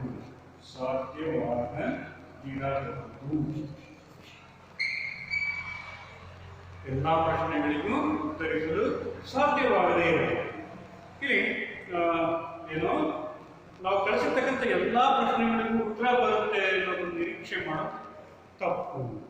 ಸಂಶೋಧಕ ಒಂದು 50-60 ಪ್ರಶ್ನೆಗಳನ್ನ ಕೇಳಿರ್ತಾನೆ, ಆ ಎಲ್ಲಾ ಪ್ರಶ್ನೆಗಳಿಗೂ ಉತ್ತರ ಬರೀತಾರೆ, ಎಲ್ಲಾ ಮಾಹಿತಿಗಾರರು ಮಾಹಿತಿಯನ್ನ ಕೊಟ್ಟಿರ್ತಾರೆ ಅಂತಕ್ಕಂಥದ್ದು ನಿರೀಕ್ಷೆ ಮಾಡೋದು ಕಷ್ಟ ಆಗುತ್ತೆ. ಯಾಕೆಂತ ಹೇಳಿದ್ರೆ ಎಲ್ಲರಿಗೂ ಎಲ್ಲ ವಿಷಯಗಳು ಸಹ ತಿಳಿದಿರುತ್ತಿಲ್ಲ. ಹಾಗಾಗಿ ಇಲ್ಲಿ ಏನಾಗ್ಬೋದು, ಕಷ್ಟ ಆಗ್ಬೋದು. ಆದ್ರಿಂದ ಈ ಸಮೀಕ್ಷಾ ವಿಧಾನ ಅಷ್ಟೊಂದು ಸಮಂಜಸ ಅಲ್ಲ ಅಂತಕ್ಕಂಥದ್ದು ಯಾವುದು ಈ ಒಂದು ವಿಶ್ಲೇಷಣೆ. ನೋಡಿ, ನಾವು ವೈಯಕ್ತಿಕ ಸಂದರ್ಶನಕ್ಕೆ ಹೋಲಿಕೆ ಮಾಡಿಕೊಂಡಾಗ ಅಂಚೆ ಮೂಲಕ ಸಮೀಕ್ಷೆ ನಡೆಸೋದ್ರಿಂದ ಸ್ವಲ್ಪ ಅಡ್ವಾಂಟೇಜ್ ಇದೆ. ಏನು, ವೈಯಕ್ತಿಕ ಸಂದರ್ಶನದಲ್ಲಿ ಕಂಡು ಬರ್ತಕ್ಕಂಥ ಅನಾನುಕೂಲಗಳನ್ನ ಹೋಗಲಾಡಿಸಬಹುದು. ವೈಯಕ್ತಿಕ ಸಂದರ್ಶನದಲ್ಲಿ ಏನು ಬಂದಿತ್ತು, ಅಲ್ಲಿ ಹೆಚ್ಚು ವೆಚ್ಚದ್ದಾಗಿತ್ತು. ಇಲ್ಲಿ ಅಂಚೆ ಮೂಲಕ ಸಮೀಕ್ಷೆ ನಡೆಸಿದಾಗ ವೆಚ್ಚದ ಪ್ರಮಾಣ ಕಡಿಮೆ ಆಗಿದೆ. ಅಲ್ಲಿ ವೈಯಕ್ತಿಕ ಸಂದರ್ಶನದಲ್ಲಿ ಏನಾಗಿತ್ತು, ಹೆಚ್ಚು ಪ್ರಭಾವ ಬೀರ್ಬೋದಾಗಿತ್ತು. ಮಾಹಿತಿದಾರರ ಮೇಲೆ, ತನಿಖೆಗೆ ಒಳಪಡುವ ವ್ಯಕ್ತಿಯ ಮೇಲೆ ಪ್ರಭಾವವನ್ನು ಬೀರ್ಬೋದಾಗಿತ್ತು. ಆದರೆ ಇಲ್ಲಿ ಅಂತಹ ಪ್ರಭಾವವನ್ನು ಬೀರೋದಕ್ಕೆ ಸಾಧ್ಯ ಆಗಲಿಲ್ಲ. ಹಾಗೆಯೇ ವೈಯಕ್ತಿಕ ಸಂದರ್ಶನದಲ್ಲಿ ಏನಾಗ್ತಾ ಇತ್ತು, ಸಮಯಾವಕಾಶ, ಶ್ರಮ ಅಂತಕ್ಕಂಥದ್ದು ಅಲ್ಲಿಯೂ ಸಹ ಕಂಡುಬರುತ್ತೆ. ಇಲ್ಲಿಯೂ ಸಹ ಸಾಕಷ್ಟು ಸಮಯ ಬೇಕಾಗುತ್ತೆ. ಯಾಕಂತ ಹೇಳಿದ್ರೆ ಅಲ್ಲಿ ವೈಯಕ್ತಿಕ ಸಂದರ್ಶನದಲ್ಲಿ ಉತ್ತರವನ್ನ ಪಡೆಯೋದಕ್ಕೆ ಸಮಯ ಇರೋದಿಲ್ಲ. ತನಿಖಾದಾರನಿಗೆ ತನಿಖೆಗೆ ಒಳಪಡುವ ವ್ಯಕ್ತಿಗೆ ಉತ್ತರಿಸೋದಕ್ಕೆ ಸಾಕಷ್ಟು ಸಮಯ ಇರೋದಿಲ್ಲ. ಆದರೆ ಈ ಅಂಚೆ ಮೂಲಕ ಸಮೀಕ್ಷೆ ನಡೆಸೋದವರಿಗೆ ಏನೋ ಸಾಕಷ್ಟು ಸಮಯ ಕಂಡು ಬರುತ್ತೆ. ಆದರೆ ವೈಯಕ್ತಿಕ ಸಂದರ್ಶನದಲ್ಲಿ ಏನಾಗಿತ್ತು, ವೈಯಕ್ತಿಕ ಸಂದರ್ಶನವನ್ನ ಅನಕ್ಷರಸ್ಥರು ಸಹ ಉತ್ತರಿಸಬಹುದಾಗಿತ್ತು. ಅನಕ್ಷರಸ್ಥರು ಸಹ ಮಾಹಿತಿಯನ್ನ ನೀಡೋದಕ್ಕೆ ಅವಕಾಶ ಇರುತ್ತೆ. ಯಾಕೆಂತ ಹೇಳಿದ್ರೆ ಸಂಶೋಧಕನೇ ಅಲ್ಲಿಗೆ ಹೋಗ್ಬಿಟ್ಟು ಮಾಹಿತಿದಾರ ಮೂಲಕ್ಕೆ ಹೋಗ್ಬಿಟ್ಟು ಮಾಹಿತಿಯನ್ನ ತೆಗೆದುಕೊಂಡು ಬರ್ತಾರೆ. ಅದರಿಂದ ಏನಾಗುತ್ತೆ, ಒಂದು ಯಾವುದೇ ಅವರಿಗೆ ಬರವಣಿಗೆ ಆಗಲಿ ಅರ್ಥ ಆಗಲಿಲ್ಲ ಅಂದ್ರೆ ಪ್ರಶ್ನೆಯನ್ನು ಅರ್ಥ ಮಾಡೋ ರೀತಿಯಲ್ಲಿ ಅವ್ರ ಕೇಳಿಬಿಟ್ಟು ಅವರಿಂದ ದತ್ತಾಂಶಗಳನ್ನ ಸಂಗ್ರಹಿಸಿಕೊಳ್ಳಬಹುದು. ಹಾಗೆಯೇ ಇಲ್ಲಿ ಏನಾದರೂ ತನಿಖಾದಾರನಿಗೆ, ತನಿಖಾಗೆ ಒಳಪಡುವ ವ್ಯಕ್ತಿಗೆ ಏನಾದರೂ ಪ್ರಶ್ನೆಗಳು ಅರ್ಥ ಆಗಲಿಲ್ಲ ಅಂದ್ರೆ ಅಲ್ಲಿಯೇ ಸ್ಥಳದಲ್ಲಿಯೇ ಆ ಪ್ರಶ್ನೆಗಳ ಒಂದು ಅರ್ಥವನ್ನು ಸಹ ನಾವು ತಿಳಿಸಬಹುದು. ಹಾಗಾಗಿ ಅಸ್ಪಷ್ಟತೆ ಪ್ರಶ್ನೆಗಳಿಗೆ ಅವಕಾಶ ವೈಯಕ್ತಿಕ ಸಂದರ್ಶನದಲ್ಲಿ ಇರೋದಿಲ್ಲ. ಆದರೆ ಅಂಚೆ ಮೂಲಕ ಸಮೀಕ್ಷೆ ನಡೆಸೋದ್ರಲ್ಲಿ ಏನು ನಮಗೆ ಅಸ್ಪಷ್ಟ ಪ್ರಶ್ನೆಗಳಿಗೆ ಉತ್ತರಿಸೋದಕ್ಕೆ ಕಷ್ಟ ಆಗುತ್ತೆ. ಇನ್ನು ಮೂರನೇದಾಗಿರ್ತಕ್ಕಂಥದ್ದು ಉತ್ತರಿಸಲು ಸಾಧ್ಯವಾಗದಿರಬಹುದು. ಉತ್ತರಿಸಲು ಸಾಧ್ಯವಾಗದಿರಬಹುದು. ಇಲ್ಲಿ ಎಲ್ಲಾ ಪ್ರಶ್ನೆಗಳಿಗೂ ಉತ್ತರಿಸೋದಕ್ಕೆ ಅಂಚೆ ಮೂಲಕ ಸಮೀಕ್ಷೆ ನಡೆಸೋದ್ರಿಂದ ಸಾಧ್ಯ ಆಗೋದಿಲ್ಲ. ಆದರೆ ವೈಯಕ್ತಿಕ ಸಂದರ್ಶನದಲ್ಲಿ ಎಲ್ಲ ಪ್ರಶ್ನೆಗಳಿಗೂ ಸಹ ಉತ್ತರಿಸೋದಕ್ಕೆ ಸಾಧ್ಯ ಆಗುತ್ತದೆ. ಹೀಗೆ ಈ ಒಂದು ಅಂಚೆ ಮೂಲಕ ಸಮೀಕ್ಷೆ ನಡೆಸೋದ್ರಿಂದ ಆಗುವಂತಹ ಅನುಕೂಲಗಳು ಮತ್ತು ಅನಾನುಕೂಲಗಳು. ಇನ್ನು ಮೂರನೇದಾಗಿರ್ತಕ್ಕಂಥದ್ದು ದೂರವಾಣಿ ಮೂಲಕ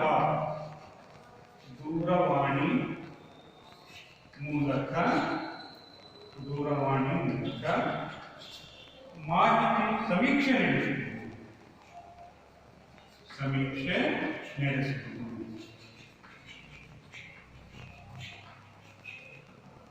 ದೂರವಾಣಿ ಮೂಲಕ ಸಮೀಕ್ಷೆಯನ್ನ ನಡೆಸುವುದು. ದೂರವಾಣಿ ಮೂಲಕ ಸಮೀಕ್ಷೆಯನ್ನ ನಡೆಸುವುದು ಅಂದ್ರೆ ದೂರವಾಣಿಯ ಮೂಲಕ ಮಾಹಿತಿಯ ಮೂಲಕ್ಕೆ ಕರೆ ಮಾಡಿ ಅಲ್ಲಿಂದ ದತ್ತಾಂಶಗಳನ್ನ ಸಂಗ್ರಹಿಸಿದರೆ ಅದನ್ನ ನಾವು ಏನಂತ ಕರಿತೀವಿ, ದೂರವಾಣಿಯ ಮೂಲಕ ಸಮೀಕ್ಷೆ ನಡೆಸುವುದು ಅಂತ ಹೇಳಿ ಕರಿತೀವಿ. ದೂರವಾಣಿಯ ಮೂಲಕ ಸಮೀಕ್ಷೆ ನಡೆಸುವುದು ಅಂತ ಹೇಳಿದ್ರೆ ನಾವು ಪ್ರಾಥಮಿಕ ದತ್ತಾಂಶಗಳನ್ನ ದೂರವಾಣಿಯ ಮೂಲಕ, ದೂರವಾಣಿ ಅಂತ ಹೇಳಿದ್ರೆ ಫೋನ್ಗಳು, ಮೊಬೈಲ್ ಫೋನ್ಗಳು, ಸಂಚಾರಿ ಫೋನ್ಗಳು ಅಂತ ಕರಿತೀವಿ. ಈ ಮೊಬೈಲ್ ಫೋನ್ಗಳನ್ನ ಅಥವಾ ಏನೋ ಒಂದು ದೂರವಾಣಿಗಳನ್ನ, ಕರೆಗಳನ್ನ ಮಾಡೋದ್ರ ಮೂಲಕ ನಾವು ದತ್ತಾಂಶಗಳನ್ನ ಸಂಗ್ರಹಿಸಬಹುದು. ಈ ದೂರವಾಣಿಯ ಕರೆಯಲ್ಲಿ ಏನ್ ಮಾಡ್ಬೋದು, ಮೊದಲನೇ ಏನ್ ಮಾಡಬೇಕು, ಸಂಶೋಧಕ ಪ್ರಶ್ನಾವಳಿಗಳನ್ನ ಏನ್ ಮಾಡ್ಕೊಂಡಿರ್ಬೇಕು, ರಚನೆ ಮಾಡ್ಕೊಂಡಿರ್ಬೇಕು. ರಚನೆ ಮಾಡ್ಕೊಂಡಿರ್ತಕ್ಕಂಥ ಪ್ರಶ್ನಾವಳಿಗಳನ್ನ ಯಾರು ಮಾಹಿತಿದಾರ ಇರ್ತಾರೋ, ಯಾರು ತನಿಖೆಗೆ ಒಳಗಾಗೋದಕ್ಕೆ ಬಂದಿರ್ತರೋ ಅವರಿಗೆ ಕರೆಯನ್ನ ಮಾಡಿ, ಒಂದು ಫೋನ್ ಕಾಲನ್ನ ಮಾಡಿಬಿಟ್ಟು ಅವರಿಗೆ ಪ್ರಶ್ನೆಯನ್ನ ಕೇಳ್ತಾ ಹೋಗ್ಬೇಕು. ಅವ್ರು ಕೊಟ್ಟಂತ ಉತ್ತರವನ್ನ ಸಂಶೋಧಕ ಏನ್ ಮಾಡ್ಕೊಬೇಕಾಗುತ್ತೆ, ಅದನ್ನ ಸಂಕಲನವನ್ನ ಮಾಡ್ಕೊಳ್ತಾ ಹೋಗ್ಬೇಕಾಗುತ್ತೆ. ಹೀಗೆ ಸಂಕಲನವನ್ನ ಮಾಡ್ಕೊಳ್ಳೋದ್ರ ಮೂಲಕ ಅವನ ದತ್ತಾಂಶಗಳನ್ನ ಸಂಗ್ರಹಿಸಿದ್ರೆ ಅಂತಹ ದತ್ತಾಂಶಗಳನ್ನ ನಾವು ಪ್ರಾಥಮಿಕ ದತ್ತಾಂಶಗಳು ಅಂತ ಹೇಳಿ ಕರಿತೀವಿ. ಈ ಪ್ರಾಥಮಿಕ ದತ್ತಾಂಶಗಳಲ್ಲಿ ಈ ಸಂಗ್ರಹಿಸುವ ವಿಧಾನಗಳು 3 ವಿಧಾನಗಳನ್ನ ನಾವು ನೋಡ್ತಾ ಇದ್ದೀವಿ. ಈಗ ದೂರವಾಣಿಯ ಮೂಲಕ ಸಂದರ್ಶನ ನಡೆಸೋದ್ರಿಂದ ಆಗುವಂತಹ ಅನುಕೂಲಗಳು ಅಂದ್ರೆ ಯಾವ ಅನುಕೂಲಗಳಿದ್ದಾವೆ? ಅನುಕೂಲಗಳು ದೂರವಾಣಿ ಮೂಲಕ ಮಾಹಿತಿಯನ್ನ ಸಂಗ್ರಹಿಸಿದರೆ ಆಗುವಂತಹ ಅನುಕೂಲಗಳು. ಒಂದು, ಸಾಪೇಕ್ಷವಾಗಿ ಕಡಿಮೆ ವೆಚ್ಚದ್ದಾಗಿದೆ. ಕಡಿಮೆ ವೆಚ್ಚದ್ದು, ಸಾಪೇಕ್ಷವಾಗಿ ಕಡಿಮೆ ವೆಚ್ಚದ್ದಾಗಿದೆ. ಹಾಗೆಯೇ ಎರಡನೇದಾಗಿರ್ತಕ್ಕಂಥದ್ದು ಕಡಿಮೆ ಅವಧಿ ಸಾಕಾಗುತ್ತೆ. ಅವಧಿ, ಕಡಿಮೆ ಸಮಯ, ಅವಧಿ ಅಥವಾ ಕಡಿಮೆ ಸಮಯ. ಮೂರನೇದಾಗಿರ್ತಕ್ಕಂಥದ್ದು ಹೆಚ್ಚಿನ ಅಧಿಕ ಮಾಹಿತಿಯನ್ನು ಪಡೆಯುವುದು. ಅಧಿಕ ಮಾಹಿತಿಯನ್ನ ಪಡೆಯಬಹುದು. ಇದರಿಂದಾಗ್ತಕ್ಕಂಥ ಅನುಕೂಲಗಳು. ಇನ್ನು ಅನಾನುಕೂಲಗಳು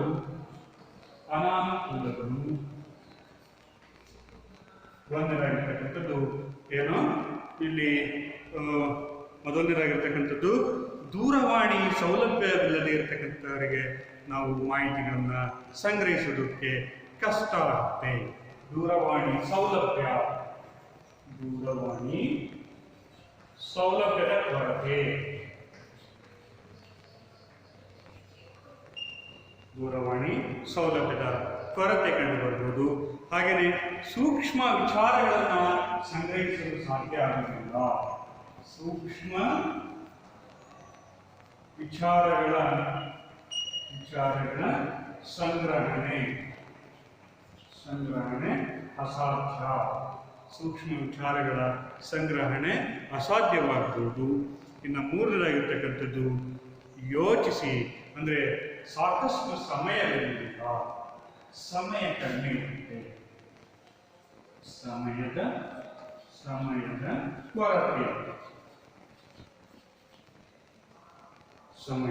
ಕೊರತೆ. ಹೀಗೆ ದೂರವಾಣಿ ಒಂದು ಮೂಲಕ ಸಮೀಕ್ಷೆ ನಡೆಸೋದ್ರಿಂದ ಆಗ್ತಕ್ಕಂತಹ ಪ್ರಮುಖ ಅನಾನುಕೂಲಗಳು ಅನ್ನು ನಾವು ಇದರಲ್ಲಿ ನೋಡಬಹುದಾಗಿದೆ. ಹಾಗಾಗಿ ದೂರವಾಣಿ ಮೂಲಕ ಸಮೀಕ್ಷೆ ನಡೆಸಲು ಆಗ್ತಕ್ಕಂಥ ಅನುಕೂಲಗಳು ಒಂದರಾಗಿರ್ತಕ್ಕಂಥದ್ದು ಕಡಿಮೆ ವೆಚ್ಚದ್ದಾಗಿದೆ.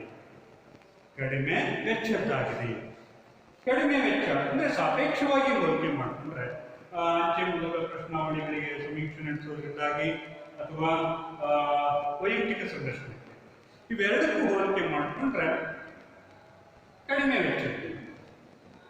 ವೈಯಕ್ತಿಕ ಸಂದರ್ಶನದಲ್ಲಿ ಸಾಕಷ್ಟು ಸಮಯವನ್ನು ತೆಗೆದುಕೊಳ್ಳಿ ನಾವು ಮಾಹಿತಿಯನ್ನು ಸಂಗ್ರಹಿಸಬೇಕು. ಯಾಕೆ ಅಂತ ಹೇಳಿದ್ರೆ ವೈಯಕ್ತಿಕ ಸಂದರ್ಶನದಲ್ಲಿ ಪ್ರತಿಯೊಬ್ಬ ಮಾಹಿತಿದಾರನ ಮೂಲಕ ಹೋಗ್ಬೇಕು. ಅಂಚೆ ಮೂಲಕ ಸಮೀಕ್ಷೆ ನಡೆಸಿದ್ರೆ ಅಲ್ಲಿ ಏನಾಗುತ್ತೆ, ನಾವು ಕಳಿಸಿರ್ತಕ್ಕಂತಹ ನಾವು ಪ್ರಶ್ನಾವಳಿಗಳನ್ನು ರಚನೆ ಮಾಡಬೇಕು. ಆನಂತರ ಅದನ್ನ ಅಂಚಿಗೆ ಡಬ್ಬಿಗೆ ಹಾಕಬೇಕು. ಅಲ್ಲಿ ಏನಾಗುತ್ತೆ, ವೆಚ್ಚ ಅಂತಕ್ಕಂಥದ್ದು ಕಂಡು ಬರುತ್ತೆ. ಮತ್ತೆ ಆ ಕಡೆಯಿಂದ ನಮ್ಗೆ ಉತ್ತರ ಬರಬೇಕು ಅಂತ ಹೇಳಿದ್ರೆ ಅಲ್ಲಿಯ ಕಾಸ್ಟ್ ಅನ್ನು ಸಹ ಮಾಹಿತಿದಾರರಿಗೂ ಸಹ ನಾವು ಕೊಡ್ಬೇಕಾಗುತ್ತೆ. ಆ ಅಂಚೆಯ ಒಂದು ಶುಲ್ಕವನ್ನು ಕಟ್ಟಬೇಕಾಗುತ್ತೆ. ಹಾಗಾಗಿ ಇವೆರಡಕ್ಕೂ ಹೋಲಿಕೆ ಮಾಡಿಕೊಂಡ್ರೆ ದೂರವಾಣಿ ಮೂಲಕ ಸಮೀಕ್ಷೆ ನಡೆಸೋದು ತುಂಬಾ ಅನುಕೂಲಕರ ಅಂತಕ್ಕಂಥದ್ದನ್ನ ನಾವು ನೋಡಬಹುದು. ಇನ್ನು ಎರಡನೇದಾಗಿರ್ತಕ್ಕಂಥದ್ದು ಕಡಿಮೆ ಸಮಯವನ್ನ ತೆಗೆದುಕೊಳ್ತದೆ. ಕಡಿಮೆ ಸಮಯ ಅಂತ ಅಂದ್ರೆ ಇಲ್ಲಿ ನಾವು ದೂರವಾಣಿಯನ್ನ ಕರೆ ಮಾಡ್ತೀವಿ, ಮಾಹಿತಿದಾರನಿಗೆ ತಲುಪುತ್ತೆ. ಮಾಹಿತಿದಾರ ಕೊಟ್ಟಂತ ವ್ಯಕ್ತಿ ಏನ್ ಮಾಡ್ತಾರೆ, ಅವರು ತಕ್ಷಣನೇ ಉತ್ತರವನ್ನು ರವಾನಿಸ್ತಾರೆ ಅಥವಾ ಮಾಹಿತಿಗಳನ್ನ ಕೊಡ್ತಾರೆ. ಹಾಗೇನೆ ಅವರ ಸಂಶೋಧನೆಯನ್ನು ಸಹ ಬೇಕಾಗಿರ್ತಕ್ಕಂಥ ದತ್ತಾಂಶಗಳನ್ನು ಸಹ ಸಂಗ್ರಹಿಸಿಕೊಳ್ತಾನೆ. ಇದರಿಂದ ಏನಾಗುತ್ತೆ, ಕಡಿಮೆ ಸಮಯ ಅಂತಕ್ಕಂಥದ್ದು ದೊರಕುತ್ತೆ. ಹಾಗಾಗಿ ಇವೆರಡಕ್ಕೂ ಅಂಚೆ ಮೂಲಕ ಸಮೀಕ್ಷೆ ನಡೆಸೋದಕ್ಕೂ ಮತ್ತು ವೈಯಕ್ತಿಕ ಸಂದರ್ಶನಕ್ಕೂ ಇವೆರಡಕ್ಕೂ ಹೋಲಿಕೆ ಮಾಡಿದರೆ ಸಾಪೇಕ್ಷವಾಗಿ ಏನು ಹೆಚ್ಚು ಅನುಕೂಲ ಯಾವುದು, ದೂರವಾಣಿ ಮೂಲಕ ಸಮೀಕ್ಷೆ ನಡೆಸೋದು ಹೆಚ್ಚು ಅನುಕೂಲ ಅನ್ನೋದನ್ನ ನಾವು ತಿಳಿಯಬೇಕು. ಹಾಗೆಯೇ ಇಲ್ಲಿ ಅಧಿಕ ಮಾಹಿತಿಯನ್ನು ಸಹ ಪಡೆಯಬಹುದು. ಮಾಹಿತಿದಾರನಿಂದ ನಾವು ಹೆಚ್ಚಿನ ಒಂದು ಮಾಹಿತಿಯನ್ನು ಸಹ ಪಡೆಯಲಿಕ್ಕೆ ಅವಕಾಶವಿರುತ್ತದೆ. ಹಾಗಾಗಿ ಈ ದೂರವಾಣಿಯ ಮೂಲಕ ಸಮೀಕ್ಷೆ ನಡೆಸೋದು ಹೆಚ್ಚು ಸಮಂಜಸ ಅಂತ ಹೇಳಿ ನಾವು ಒಂದು ಕಡೆ ತಿಳ್ಕೊಂಡ್ರೆ ಇದರಿಂದಲೂ ಸಹ ಸಾಕಷ್ಟು ಅನಾನುಕೂಲಗಳಿದ್ದಾವೆ. ಒಂದು ದೂರವಾಣಿ ಸೌಲಭ್ಯದ ಕೊರತೆ ಕಂಡುಬರುತ್ತದೆ. ಮಾಹಿತಿದಾರ ಇರತಕ್ಕಂಥ ಪ್ರದೇಶದಲ್ಲಿ ದೂರವಾಣಿ ಸೌಲಭ್ಯಗಳಿಲ್ಲದೆ ಇದ್ದರೆ ಅಂತಹ ಸಂದರ್ಭದಲ್ಲಿ ಈ ಒಂದು ದೂರವಾಣಿ ಮೂಲಕ ಸಮೀಕ್ಷೆ ನಡೆಸೋದು ಅಸಾಧ್ಯವಾಗುತ್ತದೆ. ಈ ಸಮೀಕ್ಷೆ ನಡೆಸಿ ಮಾಹಿತಿಗಳನ್ನು ಸಂಗ್ರಹಿಸಿಕೊಳ್ಳಕ್ಕೆ ಸಾಧ್ಯ ಆಗುವುದಿಲ್ಲ. ಹಾಗಾಗಿ ಇಲ್ಲಿ ಈಗ ಏನು ಫೋನ್ ಸೌಲಭ್ಯಗಳು ಅಥವಾ ದೂರವಾಣಿ ಸೌಲಭ್ಯಗಳು ಇಲ್ಲೇ ಇದೆ. ಅಲ್ಲಿ ಟವರ್ ಸಿಗ್ನಲ್ ಇರ್ಬೋದು, ಅಥವಾ ಅಂತರ್ಜಾಲದ ಸೇವೆಗಳಿದೆ ಇರ್ಬೋದು. ಇವುಗಳ ಏನಾದರೂ ಕೊರತೆಗಳು ಕಂಡು ಬಂದ್ರೆ ನಾವು ಏನು ಮಾಹಿತಿಗಳನ್ನ ತೆಗೆದುಕೊಳ್ಳೋದು ತುಂಬಾ ಕಷ್ಟ ಆಗುತ್ತೆ. ಇನ್ನ ಎರಡನೇ ಇರ್ತಕ್ಕಂಥದ್ದು ಸೂಕ್ಷ್ಮ ವಿಚಾರಗಳ ಸಂಗ್ರಹಣೆ. ಸೂಕ್ಷ್ಮ ವಿಚಾರಗಳನ್ನ ನಾವು ಸಂಗ್ರಹಣೆ ಮಾಡೋದು ಕಷ್ಟ ಆಗುತ್ತೆ. ಕೆಲವೊಂದು ವಿಷಯಗಳನ್ನ ನಾವು ಹೊರಗಡೆಯಲ್ಲಿ ಹೇಳಬೇಕಾಗಿರೋದು, ಅವಾಗ ಏನಾಗುತ್ತೆ, ಅದನ್ನ ನಾವು ನೇರವಾಗಿ ಕೇಳೋದು ತುಂಬಾ ಕಷ್ಟ ಆಗುತ್ತೆ. ಯಾಕೆಂತ ಹೇಳಿದ್ರೆ ಮಾಹಿತಿದಾರ ಪ್ರತಿಕ್ರಿಯೆ ಯಾವ ರೀತಿ ಇರುತ್ತೆ ಅಂತ ಗೊತ್ತಾಗೋದಿಲ್ಲ.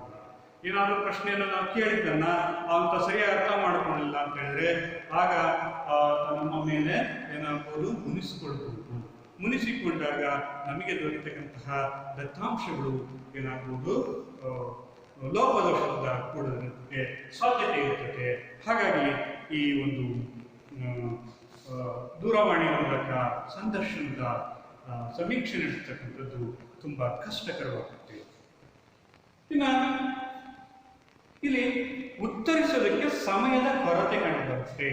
ಮಾಹಿತಿದಾರರಿಗೆ ಏನು ಸಮಯದ ಕೊರತೆ ಅಂತಕ್ಕಂಥದ್ದು ಸಹ ಕಂಡುಬರುತ್ತದೆ. ಮಾಹಿತಿದಾರರಿಗೆ ಸಮಯದ ಕೊರತೆ ಕಂಡುಬರುತ್ತೆ. ಯಾಕಂತ ಹೇಳಿದ್ರೆ ಆತ ಸಂಶೋಧಕ ಏನ್ ಮಾಡ್ತಾನೆ, ದೂರವಾಣಿ ಕರೆ ಮಾಡಿರ್ತಾನೆ, ಆತ ಮಾಹಿತಿದಾರ ಏನ್ ಮಾಡ್ಬೇಕಾಗುತ್ತೆ, ಮಾಹಿತಿನ ಕೊಡ್ತಾ ಇರ್ಬೇಕಾಗುತ್ತೆ. ಏನಾದ್ರು ಯೋಚನೆ ಮಾಡಿ ಉತ್ತರ ಕೊಡೋಣ ಅಂತ ಹೇಳಿದ್ರೆ ಸಮಯ ಇರುತ್ತೆ.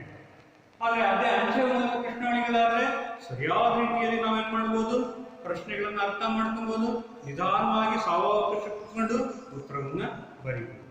ಹೀಗೆ ಸಮಯದ ಒಂದು ಉತ್ತರಿಸೋದಕ್ಕೆ ಸಮಯದ ಕೊರತೆ ಕಂಡು ಬರುತ್ತೆ.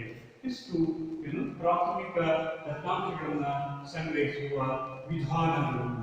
ಪ್ರಾಥಮಿಕ ದತ್ತಾಂಶಗಳನ್ನ ಸಂಗ್ರಹಿಸುವ ವಿಧಾನಗಳಲ್ಲಿ ಪ್ರಮುಖವಾಗಿ 3 ವಿಧಾನಗಳನ್ನ ನಾವು ಈ ದಿನದ ತರಗತಿಯಲ್ಲಿ ನೋಡಿದ್ದೀವಿ. ಒಂದು